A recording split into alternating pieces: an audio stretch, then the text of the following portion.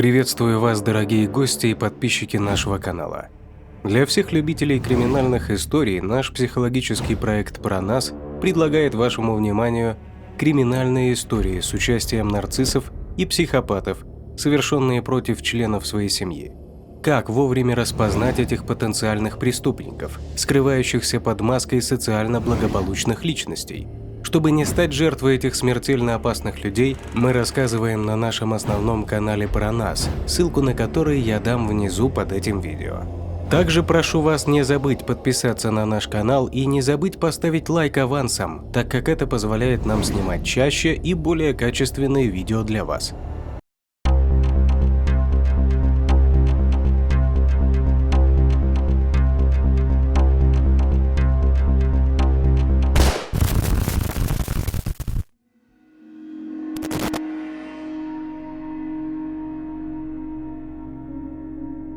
В марте 2000 года в Зальцевское РОВД Новосибирска постучался мужчина. Он рассказал милиционерам, что в мусорном баке возле дома на улице Тимирязева обнаружил мешок из-под сахара, который сочился кровью. Внутри оказались части человеческого тела. Такими ужасными находками неизвестный маньяк пугал весь город в конце 90-х, начале 2000-х. Расчлененные тела находили у речек, в лесу, даже возле школ. Оперативники стали прочесывать район в поисках убийцы. Искали хирурга, патологоанатома или мясника. Личность ни одной погибшей женщины установить не удавалось, хотя, как положено, возбуждались уголовные дела. А почему так происходило, стало известно только после задержания маньяка. Скорее всего, убийства продолжались бы еще долгое время, если бы не бдительность одной местной жительницы. Рано утром, 5 марта 2000 года, она обратила внимание на пожилого мужчину, который подтаскивал к контейнеру, расположенному на улице Жуковского, какой-то тяжелый мешок. Женщина не особо вглядывалась в черты лица гражданина, решившего в такую рань вытащить мусор, просто отметила для себя, что где-то его уже видела. А через некоторое время в мусорном контейнере обнаружили очередной подарок маньяка – расчлененное женское тело. Выехавшие на место происшествия оперативники начали поквартирный опрос местных жителей. Тут-то и всплыла информация о немолодом человеке, тащившем к контейнеру страшную ношу. Наблюдательная соседка припомнила все детали утренней встречи и даже рассказала сыщикам, где могла видеть мужчину. Он работал продавцом на близлежащем рынке. Уже через час после плодотворной беседы оперативники установили личность подозреваемого. Им оказался некий Фокин Виктор Викторович, 64 лет от роду, проживающий один в двухкомнатной квартире и подрабатывающий продавцом на местном рынке. Пенсионера задержали. То, что Фокин имеет отношение как минимум к нескольким убийствам, сыщикам стало понятно уже после обыска. В квартире подозреваемого оказалось большое количество окровавленной женской одежды. Самое интересное, что он не стал запираться и охотно пошел на контакт со следствием. И даже сам привел милицию на место, где спрятал останки еще одной своей жертвы, в районе Мочища. Виктор Фокин родился в 1935 году в Новосибирске. Его детство и юность ничем не отличались от жизни многих советских людей. Он учился в школе, служил в армии, работал на заводе. В 1957 году женился, в браке родились дочь и сын. Фокин был передовиком, позже стал ветераном труда. Жизнь мужчины круто перевернулась в 1988 году, когда его супруга умерла. К этому времени он заметно постарел, страдал тугоухостью, но зато обладал большой потенцией, которая и привлекала к нему женщин. Неприятным типом Фокина считали даже его соседи, старались обходить мужчину стороной. А он, как назло, после смерти жены захотел наладить личную жизнь. Старушки, как сексуальный объект, не могли привлечь своими интимными прелестями, а молодые в его сторону и не смотрели, и он стал думать, как ему завести новые отношения. Тогда же он и начал заниматься сексом с дешевыми проститутками, бомжихами, алкоголичками. Впрочем, Виктора все устраивало, ему было безразлично, как выглядит любовница. Надо отметить, что и в молодости Фокин был падок на женский пол, даже несколько раз лечился от сифилиса. Болел и менингитом, но с ума начал сходить после перенесенного инсульта.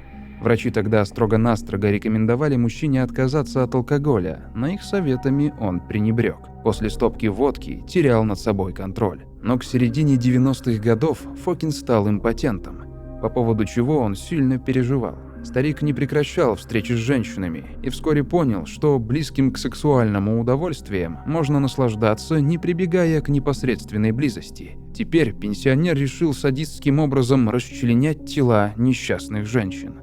Первой жертвой в 96-м году стала 35-летняя проститутка, с которой Фокин познакомился на вокзале и пригласил к себе домой выпить и закусить. Потом, конечно, позвал в кровать и в очередной раз убедился, что отныне может только сочинять истории про постельные подвиги. Это привело Виктора в ярость, и он выплеснул ее на женщину. Когда та пошла в ванну, он догнал ее и забил палкой, напав на всякий случай со спины. Кромсая труп, Фокин испытал ни с чем не сравнимое удовольствие и продолжил убивать. Такими же были и остальные женщины, с которыми разделался маньяк. Разве что их возраст отличался. Причем разброс был большой, от 18 до 55 лет. Приманка всегда была одна – еда и выпивка за даром. Фокин забивал пьяных жертв деревянной палкой, потом отрезал грудь, расчленял. Внутренние органы смывал в унитаз, а останки запихивал в сумку-тележку и выбрасывал в разных местах. Несколько тел он сбросил в речку Ельцовку, около нынешнего дендропарка. Один раз не поленился и вывез останки на Мачищинское шоссе. Добирался на маршрутках с пересадками, и никто не заподозрил, что в тележке у пенсионера не овощи с рынка. Однажды маньяк выбросил мешок в мусорный контейнер возле школы номер 24. Баки тогда стояли не на заднем дворе, а прямо перед школой. К счастью, у детей были каникулы, и страшную картину они не увидели. Садист знал, с кем знакомиться. Личности его жертв так и не установили. Никого из дам никто не ждал дома, об их исчезновении никто не заявил. Да и изрезанные на кусочки тела опознать было невозможно. Он выбирал жертв, предварительно уточнив о наличии родственников и цели приезда в город. Его выбор останавливался только на иногородних, которых длительное время или вообще никто искать не будет. Местные дамы его не интересовали, и его расчет оправдался. Для расследования начальник ГУВД области создал специальную оперативно-следственную группу, но они долго не могли понять логику убийцы и выйти на его след. Впрочем, маньяк ни от кого не скрывался, наоборот, даже излишне светился. Приторговывал на ближайшем продуктовом рынке. Так его узнала одна из соседок.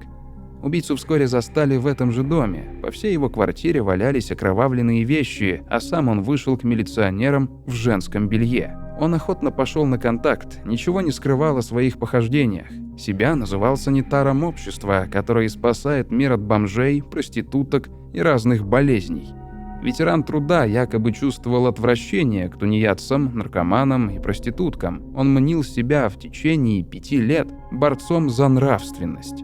По мнению сотрудников правоохранительных органов, занимавшихся расследованием этих преступлений, подозреваемый с самого начала производил впечатление человека с явно неполноценной психикой. Не мудрствуя лукаво, Фокин стал иногда наведываться на железнодорожный вокзал, где знакомился с женщинами, которым самим уже было безразлично, как выглядит их партнер. Он поил своих случайных знакомых, а потом вез к себе домой.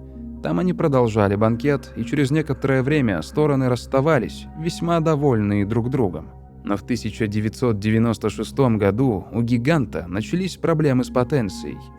«Кто виноват в бессилии?» – задавал себе вопрос пенсионер. Ответ был прост. Естественно, партнер. Как может бомжиха с вокзала вызвать сексуальное желание в нормальном человеке? К слову, правоохранители долго не знали, можно ли к Фокину применить расхожее выражение «сексуальный маньяк». Имена всех своих жертв он не помнил и даже не знал. Он вообще ничего не помнил. Когда совершил преступление, лицо жертвы. Помнил только самое главное – как убивал. Процесс по делу Фокина длился больше года. В СИЗО его явно недолюбливали. Через год в областной суд пенсионер явился с подбитым глазом. Дочь за отца не заступилась. В Новосибирск она приезжала один раз, чтобы дать показания, а все отношения с родителем разорвала. На суде присутствовала только сестра Фокина. В небольшом зале от подсудимого исходил тошнотворный и крайне неприятный запах. Одет он был летом в фуфайку. Утром Виктору Фокину предоставили последнее слово. Выступая, он постоянно кашлял. В СИЗО обвиняемый заболел открытой формой туберкулеза. Выступление серийного убийцы не заняло и 5 минут. Подсудимый назвал себя подлецом, просил прощения, требовал отпустить его домой, либо расстрелять на месте, но только не отправлять к сокамерникам, которые над ним постоянно издевались. Затем судья и народные заседатели отправились в комнату для совещаний. Написание приговора заняло у них более 3 часов. Перед оглашением вердикта Виктор Фокин поменял батарейку в слуховом аппарате и попросил, чтобы судья читал приговор помедленнее. На суде Фокин сознался только в 2 из 10 инкриминированных ему убийствах, совершенном в декабре 1990 года и марте 2000 года, за которые он и был арестован. В остальных, утверждал подсудимый, его заставили сознаться сотрудники Новосибирской облпрокуратуры, которые якобы все время его спаивали. Один эпизод, как установил суд, прокуратура действительно вменила Виктору Фокину необоснованно и исключила его из обвинения. Тем не менее, доказано, что жертвами серийного убийцы стали 9 проституток без определенного места жительства. Согласно данным следствия, он предпочитал женщин невысоких, 150-160 сантиметров. Причем их возраст значения не имел. В половую связь с проститутками обвиняемый вступал только с их согласия. Свое последнее убийство, по данным облпрокуратуры, пенсионер совершил 5 марта 2000 года. Врачи установили, что все убийства обвиняемый совершил с целью получения сексуального удовольствия и зафиксировали у него редкое отклонение – некросадизм. Удовлетворение достигается осквернением или обезображиванием трупов. Однако в целом судебно-психиатрическая экспертиза признала Виктора Фокина вменяемым. По исследованиям психиатров, возрождение полового инстинкта в пожилом возрасте – редкое, но встречаемое явление. В самом половом влечении и желании патологии сексуальности нет. Бывают старики, которые могут и молодому 100 очков вперед дать. В истории преступлений на сексуальной почве довольно часто встречаются случаи совращения детей лицами пожилого возраста. При этом сочетание стареющего извращенца и Джека-потрошителя совершенно редко, и этот пример, Виктор Фокин, в истории криминалистики практически единственный. В данном случае, по высказываниям медиков, когда разговор идет о старике, переболевшем букетом серьезных заболеваний, с отсутствием полового влечения и угасанием половой жизни, вдруг его половой инстинкт вспыхивает и обнаруживает в себе страшную садистскую силу. Следовательно, определенная патология существует. Государственный обвинитель просил суд назначить Виктору Фокину 20 лет строгого режима. Для обвиняемых, достигших 60-летнего возраста, не может назначаться максимальное наказание, предусмотренное данной статьей Уголовного кодекса. Перед приговором 24 мая 2001 года Фокин и сам не знал, как себя защитить. Он крикнул только: «Граждане судьи, отпустите меня, я больше так не буду». Но суд не отпустил, а согласился с доводами прокурора и приговорил убийцу к 19 годам лишения свободы. Наказание он должен был отбывать в колонии строгого режима. Едва был оглашен судебный вердикт, Виктор Фокин поинтересовался, будет ли ему в места лишения свободы доставляться пенсия, но тут же объявил, что повесится. По словам адвоката Олега Варгентина, прокуратура повесила на его клиента всех дохлых собак, поэтому он намерен был обжаловать приговор в Верховном суде. Через 2 года отсидки престарелый маньяк скончался в тюрьме. Друзья, пишите, что думаете об этом деле в комментариях, а также какие дела вы бы хотели видеть изложенными на нашем канале. Кто эти страшные люди, совершающие немыслимые преступления, и как вовремя определить, что человек, с которым вы общаетесь, нарцисс или психопат? Как сохранить себе жизнь, когда вам стало понятно, что вы находитесь рядом с такой патологической личностью? Смотрите информацию на нашем основном канале, ссылка на который стоит под этим видео. Прошу вас не забыть поставить лайк за нашу работу и подписаться на наш канал, чтобы не пропустить новые истории о чудовищных преступлениях, совершенных нарциссами и психопатами. Подписывайтесь также на наш телеграм-канал, ссылка на который указана ниже. Там мы ежедневно публикуем информацию о новых преступлениях психопатов. Если есть интерес к резонансным преступлениям известных людей и звезд шоу-бизнеса, подписывайтесь на наш второй канал, ссылка на который будет указана ниже.